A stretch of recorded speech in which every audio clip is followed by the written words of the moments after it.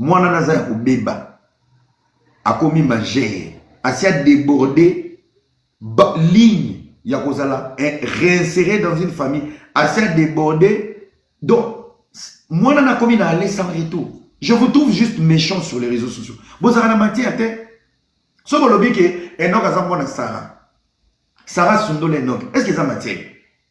Oh, écoute, Sarah Zanaï, à États-Unis. C'est là où on reconnaît la responsabilité de quelqu'un. Sarah est responsable. Elle s'occupe de ses enfants. Bano Bazanaï, à Matarana, en avion, à Epoto. Ce qui moi, nana, ça qui est bien avant, à Roki Mamonata. Que yé moi gérer moi nana, a indiqué moi nana na norme na na principe na. Pechona mbelaye. Comportement ya mwana wana zo kende ko s'associer na ba ennemi ya mama na. Aza mwana. Siko comportement obino bozo sunga mwana wana. Bozo réconcilier na mama neto bo mema haine. Neti ba biso ba noko par correspondance. Et donc ne doit pas m'appeler. Et donc na yediete. Na ogi ko bete donc bongeti. Vous êtes des manipulatrices et des manipulateurs. Sarah yako zo mwana no. Bino bo faire chanter mutu na mwana échouer na vie. Bozoye. Bobi mana matière ya Kofi po Sarah mutu yaki na matière ya Kofi. Sarah sakane li bino laksi bino l'équipe bino na internet. Bino bolobaki ke bokola ke non. Lobi ba benga Enoch asumbi 17 kusu. Bozongi la cagnotte ya Enoch. Bobundi la Enoch. Boti na matière ya Kofi. Po mutu na matière ya Kofi na Cindy c'est Sarah. Sarah mutu na matière ya Kofi. Donc, boya rokota na matière na été. Laissez Sarah avec la matière de Kofi. Vous gardez la matière de Enoch. Restez avec les sort of bad to in English. Everything yes people yere mani biri mani soro. Yes people yere mani bari bingo zaro debati. Loba. Elle vous a donc alongi bino. Tant aloba ke yem to yaka na makam alongi bino. Bino bozaba Enokao. Botika na Enokao, botika matière na ye ya Kofi. Biso sikoto zaka bato ya bitambula pipa ya koyiba matière te, ngana eko sangisa matière nyoso na pesiko analyse ya expert. Toka bolate, tope sa conseil ya kimia. Didier comprendre que papa zokola, papa zokende. Ba secret ya suka, papa zana ma oyebiso na litoi. Yo landa no mama Lia. Mama Lia za mwasi. Nakata divorce na bango, qu'on se le dise, maman Lia bimine l'autre. Mais Didi, tu as des droits. Erreur Bozo Sarah. Regardez l'âge de Kofi. Si Kofi n'est plus aujourd'hui, c'est Cindy et les avocats qui vont partager l'héritage. Didi, tu es où? La parcelle là, c'est à toi. Kingani, tu es. Et en plus, beaucoup de biens, Kofi Azanamo, Izawapi, na Congo. Quand je vous ai dit Kofi, c'est un Samso en amour. Un bol ou l'aime na litoi. Keba di diston baroya ou balo la testament. Moi na maman, mutoki ya papa na yo, lela yango. Lela yango. Mutoki ya papa na yo. Maman li azo se venger. Yazo consoler ba pota, ba blessi, ba déception, Kofi a PC na vie, ba choc, ba nini. Mais toi regarde tes intérêts. Place papa na komi. Papa n'a pas comme un virage. Virage wana tala. La famille de Diston. La famille de Diston, si tu ne fais pas attention, dans 5 ans, 10 ans, ou dans 20 ans, on va se retrouver avec des procès. Les enfants de Kofi Olomide étaient au tribunal et des grandes instances de la Gombe pour réclamer les biens de leur papa. Il est vivant. Il est vivant. Profitez. Alors, la demande et la requête a été rejetée par les avocats du parti civil parce que sa seule femme qui est morte dans ses bras dans la moralisation était Cindy Leke. Cindy Leke qui parle. Bon, bonjour, vous savez, moi, j'aime pas trop parler depuis qu'il était là, qu'il a lu. Il a dit, voilà, c'est lui qui a... Yaya. On m'a dit, bah, ça na TikTok. Je suis là qui me dit, ti ozo nyuma na kuna. Ba on ba ko ba si ba bota ba ko mi bagé ba matoko lo yo ka. Moi no yoé. Kasi fala kanga na papa na fa kufa yi. Bango ba oka bolo lilo. Ba ko seko da 20 ans. Moi no pas aka impoli ba ko baluka. Toza na communauté baki wele wele tunasema Mswahili. Communauté ba Congolais ni babumbafu, batakupigia mikono leo batakucheka kesho. Bakobete lo baboko lelo, bakoseko lobi. Na peso exemple. Bayaka visa fali. Ya mama, ya papa, ya mama, ya papa. Lelo ba ko luka ba mwe. Kaba ba ko loba chef de guerre, take. Ba ngone ba mo pesa adresse. Mikolo ko to komi awa. Na mona ke kutu awa. Congolais za mutu te. Congolais za mutu te. Les Congolais t'utilisent au moment où tu es important pour lui. Et quand tu finis, tu n'es pas important. Et era vrai jet, era solo la bien. Ou nous en avion habillé là. Era vrai no konga so kabaka fort. Ou nous on met la masangana. Son appel si ngoma. Garçon matalana. Voilà nzale beti. Un Congolais, on fonctionne avec lui sur les coups, sur les champs. Mon président Kiwel, je te salue. Je vous dis, nalobaka na bino ba wario bofingana. Batu bozo mema, bazami yibi, ba yibi mizikite. Longwa, jalo, bakoma poto. Banani etant balali libanda ba fingi fali. Les amis tapotés, allons jusqu'à 500 000 tapotages. Les gens vont monter, vous allez monter, tout le monde va s'exprimer. Moi, quand j'ai parlé, Bokanga Ndoki, ben interview bandi, ouais, nga nazarana fali, nazarana fait, ba pesanga featuring. Lelo bosudio, ba tutu bochela ki eliki na monter.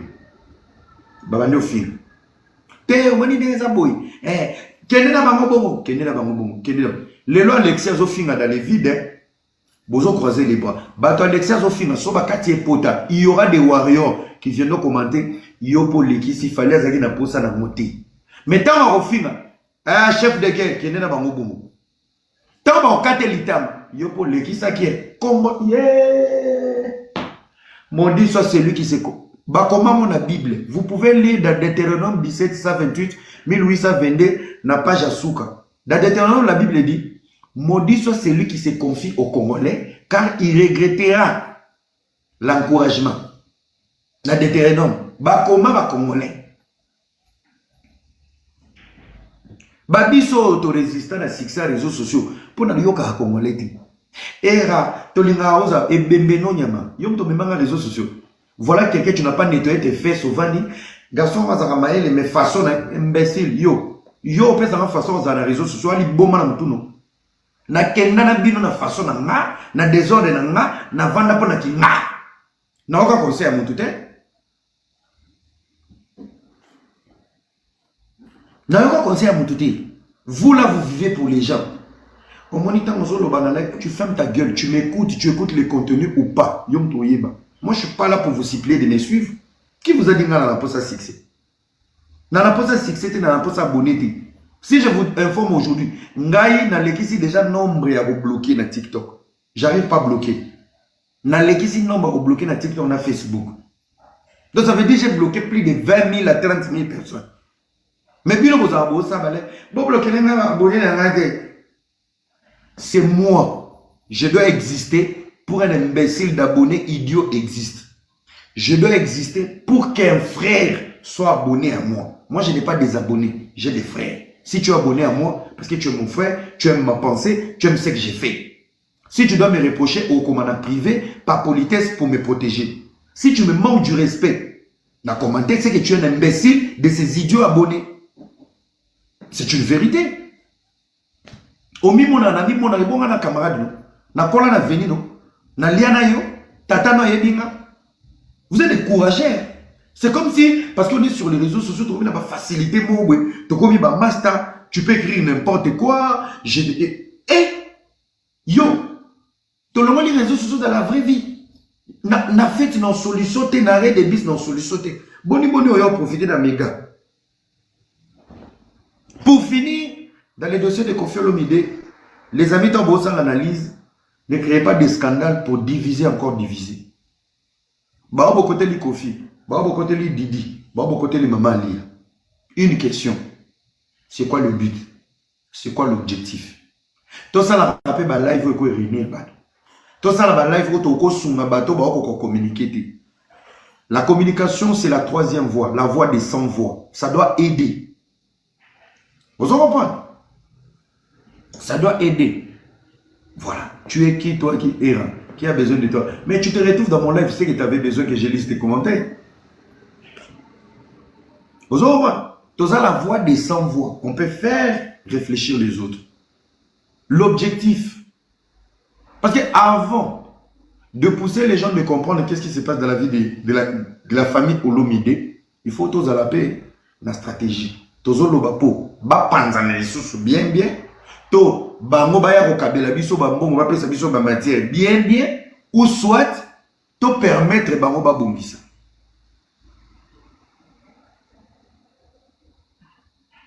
Bino tango problème à famille Tumbeyaki.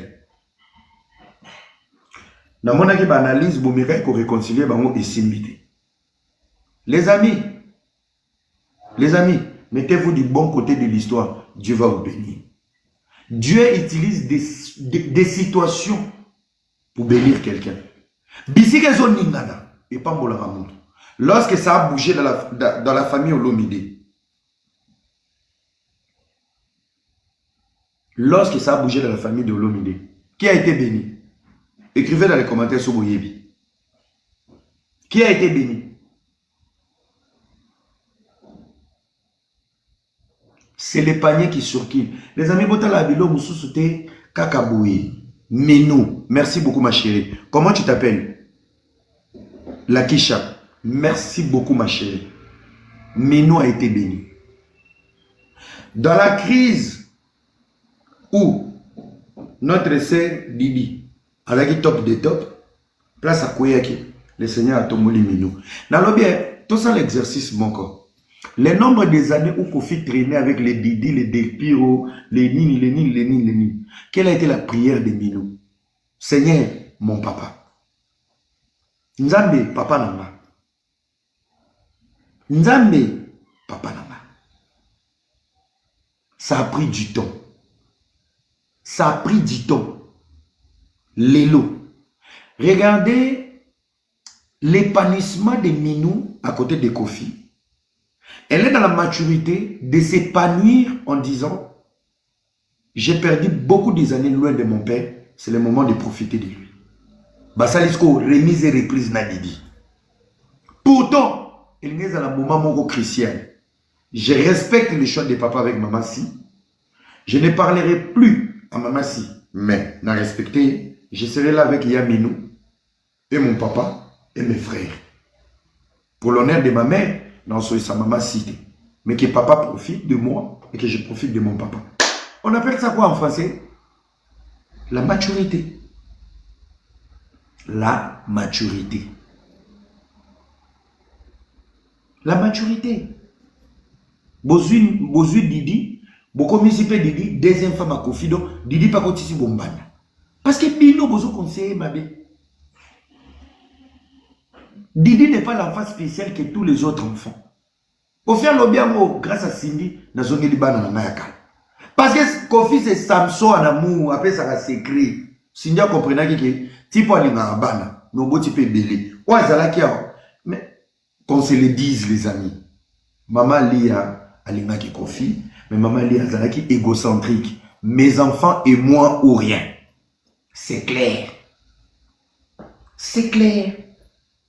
Parce que ceux qui maman Ali azaki na monté ma ko rassembler bana même dans cette séparation bana ba kendake pas Cindy tomato ba mona ba snap na maman Ali que non toko ta makambote quand elle était avec papa elle était là pour nous même si aujourd'hui elle n'est pas dans le mariage elle reste notre maman. Pourquoi aucun enfant au ko faire boter li bana a ko s'afficher kana maman Ali était parce que maman Ali était égoïste.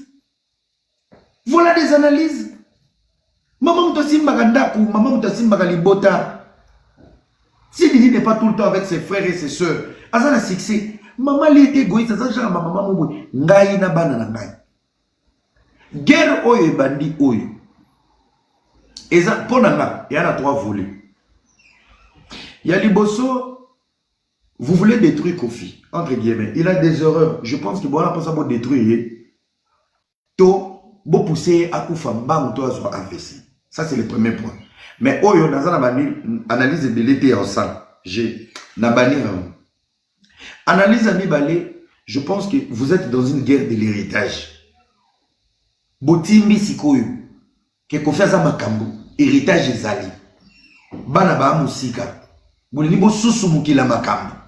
Retour vers l'héritage. Mais vous n'allez pas récupérer l'héritage si le number one est encore vivant et il n'est pas respecté ni considéré. Faites attention.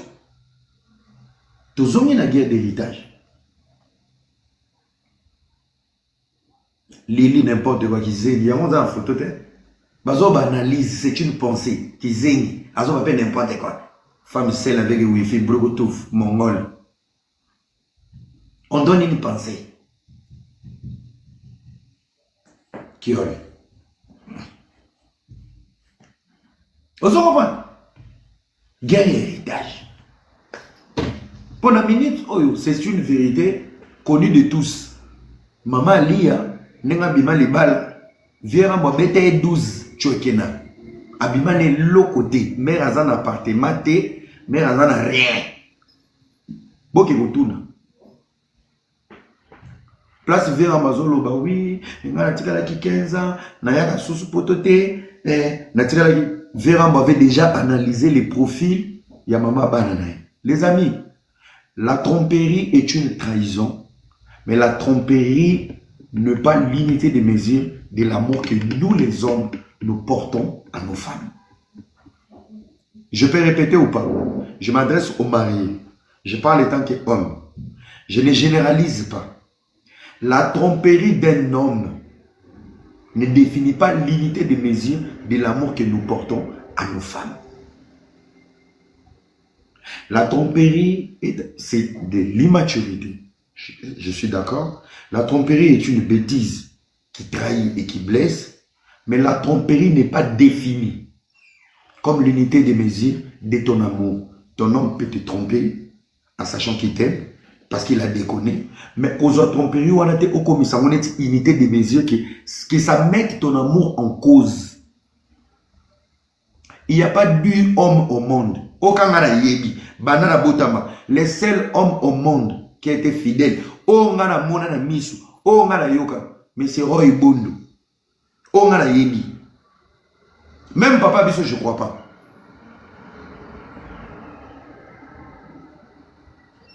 Je vous dis, on peut te tromper, mais on t'aime, on te respecte. Au moment où Moubali Nyonso a établir empire, na moi si nae. Soki ba kangé na tromperie, moi ça nga kenda comme roi zoba. Eza ba démon, eza démon te. Eza pe mfutima te. Nanga mo na ko expliquer bino te. C'est l'immaturité moko qui n'a pas de forme, qui n'a pas d'explication. Tu prends mon téléphone. Au Rokuta, je parle avec 20 filles qui sont considérées comme mes copines. Mais peut-être des gens n'ont pas ça. Coucou, tu me manques, je t'aime, tu me manques. Mais j'ai quelqu'un, si elle ne m'appelle pas, j'ai mal. Si je ne la parle pas, j'ai mal. Mais bah, on a encore commis dans 2 semaines, dans 3 semaines, dans 1 mois. Allez, yo boko ya téléphone papi, bah on a moni, bilo koma. Il écrit pour se détendre. Un homme est comme ça. Il écrit pour se détendre. Ne pense pas tout ce qu'un homme écrit est défini dedans. Les modérateurs, faites votre travail, s'il vous plaît. Ne pensez pas chaque conversation d'un homme est définie comme une vérité. Vous, vous êtes des tintins. Nakuti na message nae, atimi na fiana audio, que fiona lingi mingi azo manqué. Maman, c'est toi qui es à la maison. Boko kanga, oyebi ba fie belé. Tala, oyebi mibali mususu bazala na manque à faire. Oyebi soko zozan sa mobali kimia trop et que tu crées des distances. Il va commencer à s'amuser. Madame Yeyo. Tika la komela kapicho. Tika tala komela kapicho. C'est des délires. Et qu'au grandir avec les temps, plus tu es absente. Et qu'au grandir avec les temps, plus tu n'es pas présent. Ta présence aux yate. Pourquoi j'ai justifié la tromperie? Parce que tu es bête. Là, je suis en train de justifier la tromperie. Les filles qui sont, ouais, moi un homme qui me trompe, Tilelo, aux alambali. Vous êtes des bêtes. On vous donne des vrais conseils. Pourquoi tu justifies ceci? Tu n'as pas l'argent. N'a-pas là, vous avez des robes de nuit, vous avez des logos, vous avez des périques à malomate. Vous avez des gens qui ont poto to vandi. Vous avez des mangousta. Son na piaka au baxelangue. Pourquoi tu me trompes? Na matokolo c'est la rani na vie. Un moment avant d'être exigeant avec la vie dans la vie d'un couple, qu'est-ce que tu ramènes dans cette relation? Vous n'apportez rien que la surveillance. Non, Erae. Non, Rosom Silinati. Non, bonsoir. Boni. Ça va, ma coach, c'est Sili Era. Ça va mater. Ma coach, c'est Sili. Et vous aussi là. Et Sili, cela va saucisse, c'est Sili. C'est respecté. Brian Abila biso ba coach c'est Sili. Osa mokoloko? Na soli ka rappel que bon ka itinga na bengelo na matana yo sa ni biso de ato sito kabwa ni ngai yo mama Congo bakali. Non, ngana na kati ya kop na ngana za mosangisi ya makanisi. Je vous permets moutranka. Yo za na kati. Ngai pena na za Nations Unies les consulaires. Ah. Yo no consil. Ngana pia ka message en tout cas ngana bona ngana matière nanga. Na bona ngana makam nanga papa sina mama sina bon. Batu basaina ba matière na bango. Bino bozo sa matière na binso la matière na bino biso zaki kuna te. Na bona ngana matière na ngana papa si na mama sina bon. Bino pe bosaka matière na bino, bolobela pe matière na bino boyaki. Bola tanga tisukati. Ndeni bokomi su batata didi ba misusu bakomi chimalia. Tenga na bo. Na bo nanga na bo bino ba le premier bo mi betaka tolo bosa matière na bino nga na boyi na matière na nga. Voilà. Na bo nanga na boyi ya na pesi bakashue nazo boya na matière na ngozo yoka te na bo nanga batu musu balobela.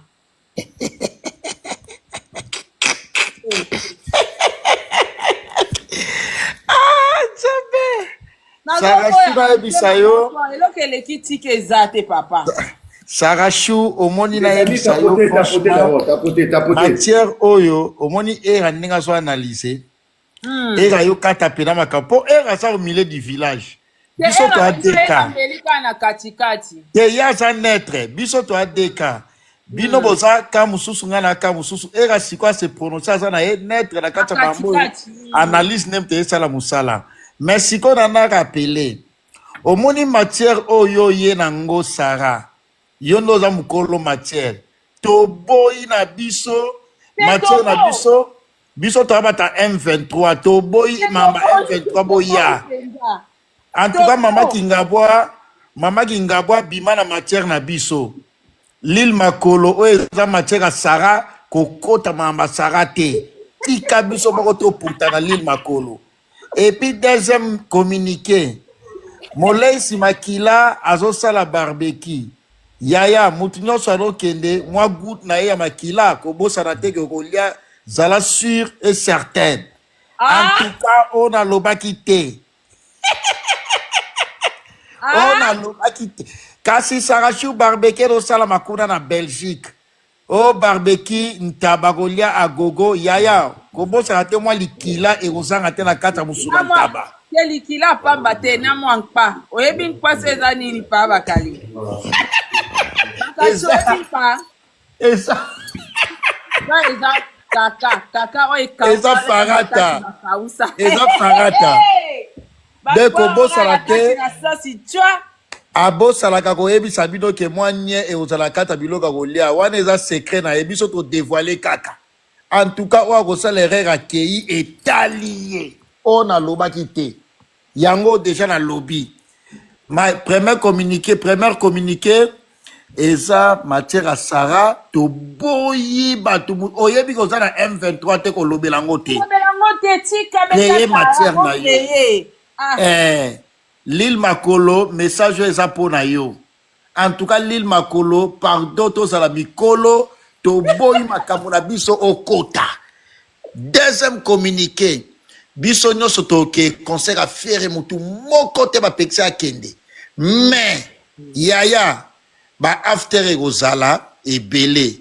Oh barbecue moko boye ba kolia ntaba boye na boye. Soko ki chroniqueuse moko boye kano sala barbecue yaya ko kende te musala biso la micro.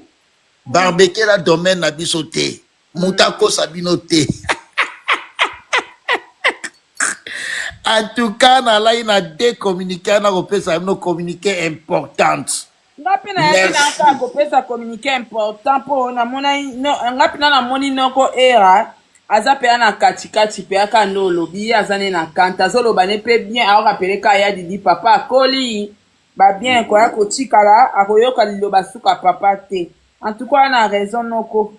Mais omoni ngai bon, et ça lui peut bien. Boza Kamorote. Moi, je pense que tous les les Kambo, les la famille. Ouais. Et à part les Kambo famille, ça a la version, la vérité, Bakali a la défense, a la vérité. Mais moi, la seule question, nous ne sommes pas dans une rivalité et information. C'est quoi l'objectif en fait, la finalité? Moi, je pense que si nous tous, nous pouvons nous dédouaner de cette histoire, d'interpeller chaque côté responsabilité dans bango et que aujourd'hui que confie le milieu Vandi Didier Vandi maman Lia Babi non réseaux sociaux et d'abisso pour notre chakimi entre papa Nabana ou quelque chose comme ça. En fait, j'ai comme l'impression nous jouons qu'un rôle, il y a propagande, il y a chantage, il y a division. Nous avons du mal. On a peine réseaux sociaux congolais. Nous avons du mal à il y a Rosangisa. C'est ça qui me blesse. La seule fois je me suis senti soutenu, franchement je suis victime, j'ai été publié, mais c'est la seule fois je me suis senti soutenu. Peut-être que soutien on a fait les acquittés, le lot dans la dépression.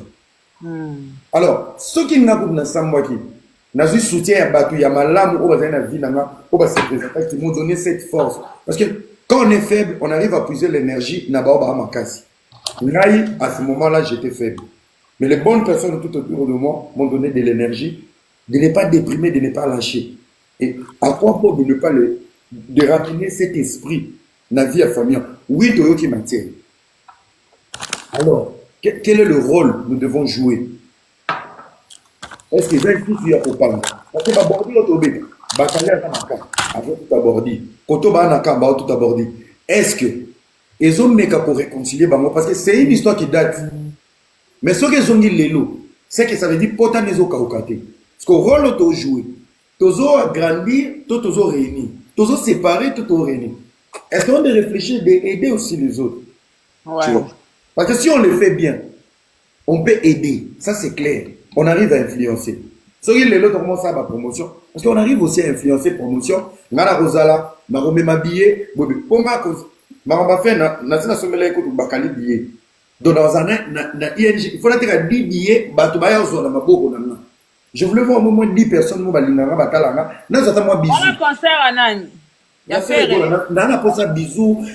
affection. Tu vois, on peut aider. Matière est bien. Matière à dénoncer, c'est bien. Matière, il y a exposer, c'est bien. Matière à la chico, c'est bien. Mais il y a qu'à aider. Par exemple, là, nous sommes en face d'une légende, il y a Maman Lia, ex-femme naïe, Maman Si, moi c'est Sika, Didiston, la pauvre victime. Et là, Didiston est dans la sauce parce que Didiston n'est pas protégé. Parce que Maman Lia, ça n'a pas blessé. Elle est incapable d'orienter Didiston. Ça veut dire que Didiston, elle a été potée à main. Parce qu'on a si Didiston et Maman Lia, il n'y a pas une bonne personne pour les orienter, pour dire, ok, il sera Boboko qui l'était. Et là, au bout, salaté. Et là, au bout, tout ça calme. Qui va aider? Qui va aider? Aucune une question bien. Qui va aider? Tant que ma tonton de tonton, maman, Didiston, Alim, vraiment. Avant de imiter papa Didiston. Pour ne pas faire un bouton, maman, dans internet, un yongi les sous. Et bah, ici, sous, monter ma passe. Ils ont pas ça. Donc, moi, je sais pas. Moi, je suis pas contre vos positions. Erachou, en fait, on a un dossier à Kofina, na Sindina Maman Alia. Nazap na quantité que na lata ngai Sindi ngai Alia ngai Didi en fait nga na analyser sur bafait. Moi, il y a quoi dans ça émission, il y a quoi dans partie moi aloba qui alobi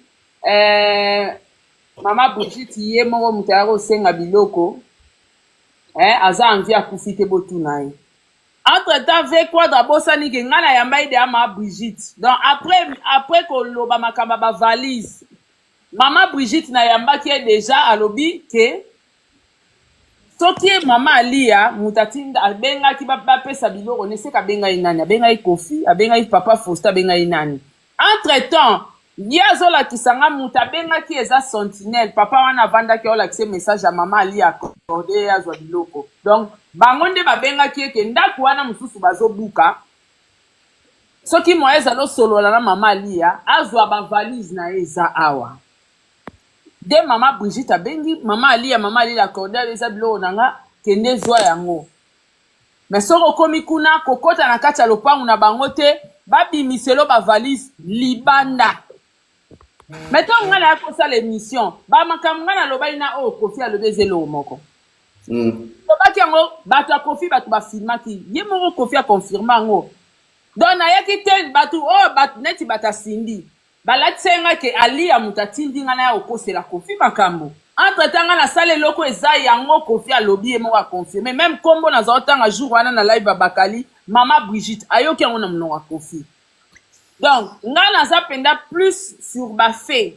Mais ko zwana vanda naza team Alia, naza team Didi, te ngap na kati bongo te. Bon, na lobi Sarah, tozonga na ba fait. Soto ke na ba fait.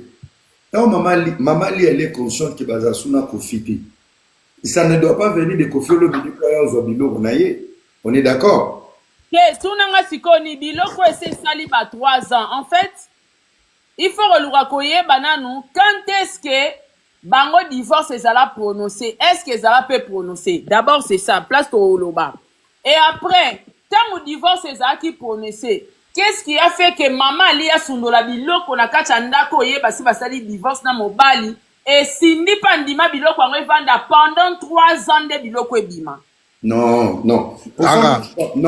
Sarah, ngai na sala mo droit mo muke. Le divorce est une décision juridique qui est à l'État. Mais le vrai divorce est salama de ana libala. Kasi yango nazoloba. Soki vrai divorce est salama ina libala.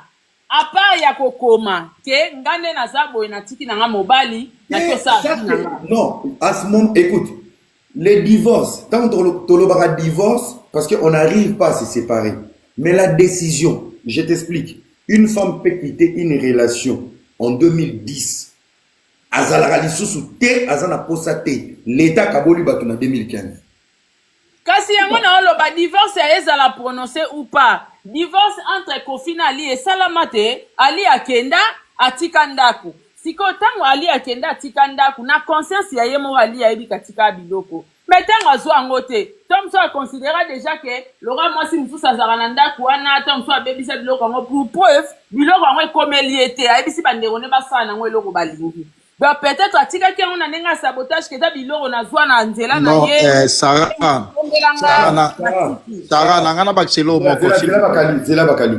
Avec le nombre des années où Ali Salina Kofi, si bazotonga mon fléri makamunyoso, je ne pense pas le jour où tu décides ou le jour où on divorce, tu prends tes affaires. Ngana zara hypocrite. Je l'ai dit ici en public. Si lelo n'avais pas maman moi na liboso pour récupérer mes affaires les à la cave. Nakenda na tika tout. Mais tilelo, même aujourd'hui, je te dis, même avant de Paris na Babakali, nakenda aux sous ba faire la cave na komena ki na ba faire la cave. Donc ça veut dire quand tu te sépares avec une personne. Mais quelle séparation era? Yona maman moi no se séparer bien. Bon Ali ana Kofi va se séparer bien. Non, exactement toute question est bientôt bienté. C'est question séparation est bien na maman mo c'est la séparation. Non, era nani Sarah. Séparation eza le rozoloba liwa ya malamu na ya mabete nyonso ezalaka liwa. Il y a pas de belles morts. Il y a que de belles maisons, de belles voitures et de belles femmes.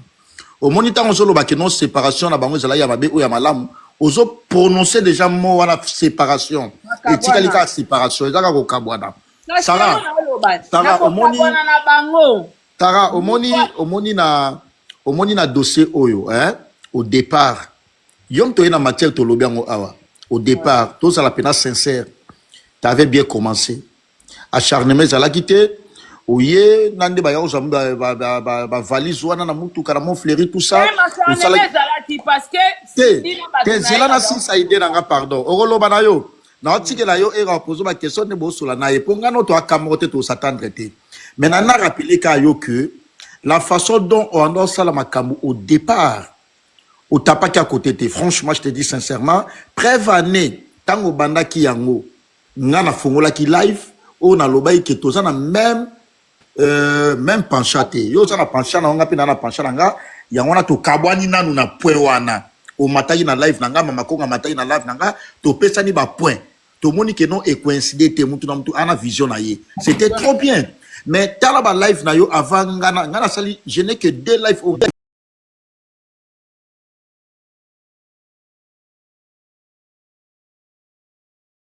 niveau ya acharnement oyo bino boke nango so na lo bino boke nango ça veut pas dire que non nous en vouloir bino non et ça qui ndena moni bozi ka ya côté moko mama si a community papier moko boye net a commis na légèreté mo boye vis-à-vis na bino na analyse o bino bozo sala nde c'est par là etinda ki ngape na ba oh mais non comment mutu o ya na raison na ye azape na droit ko défendre ye mais à communauté mutumo baza congolais té à communauté mutumo baza na ba légèreté neti yende mtayendo linga mobali tala ba analyse na bino o nyoso bo sala vanga ba sorti na nga des sorties na nga ba live na nga o mona ke ezala ki bien te vite et façon on doit traiter Cindy je ne pense pas franchement sincèrement laisse-moi te dire je ne pense pas même concerne yo au traité bongo Cindy azo mérité ba respect Cindy aza mutu to tiete que non aza sainte mais dans cette affaire,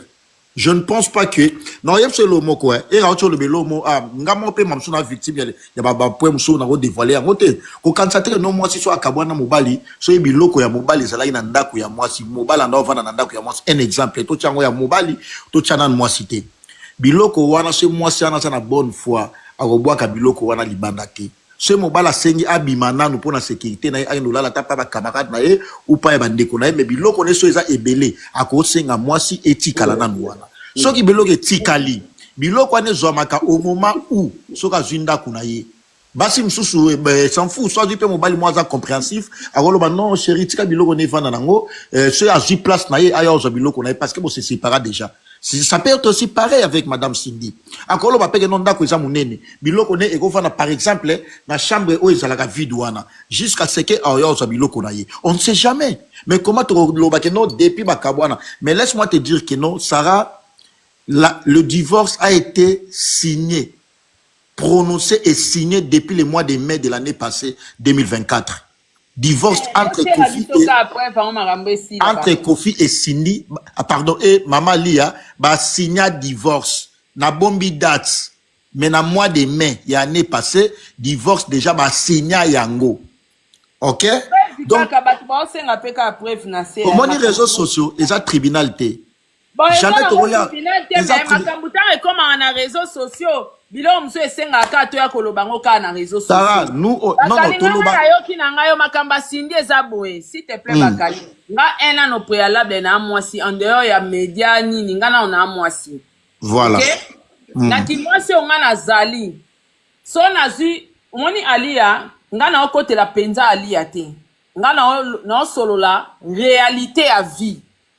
Omoni Cindy lelo nenga se retrouva komi madame Molomide nengo benga kaewana te akomite akoma ça fait des années akoma madame Molomide nga Sarah na sepela na Cindy le rôle la chanteuse aembara bien na mona ke calme na mona ke posé mais relation ka ya yena Kofi histoire ndenge lekana en tout cas eza pona ali ate nga zala ngati mali preuve ato sokola li ati na se ya makolo ekotala na ngonga te ngaka relation na ye na Kofi Olomide artiste na biso ye pe artiste ndenge ka balingana procédure na bango ngana ko soutenir na nga endete. Eh Sarah laisse-moi te dire dans une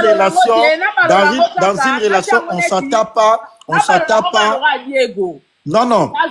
Sarah,